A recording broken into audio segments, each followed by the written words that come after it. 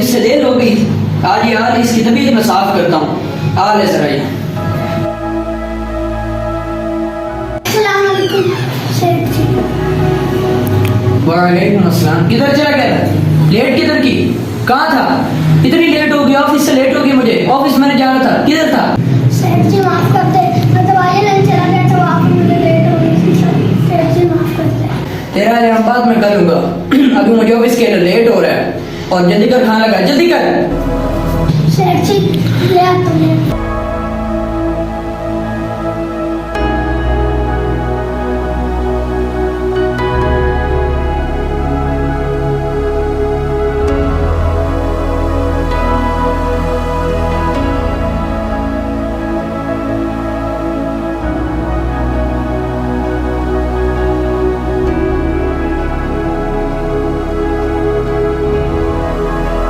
آج تم نے کیا لیٹ, آج تمہیں کھانا نہیں ملے گا. جو میں بچاؤں گا وہی تم کھاؤ گے.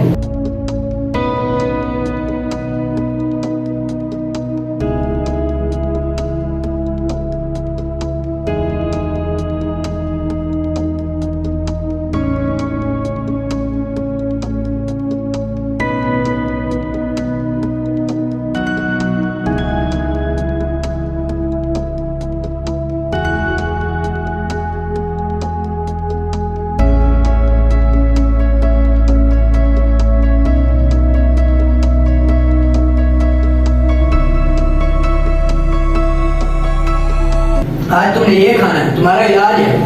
تم لیٹ کی, آج یہ کھاؤ.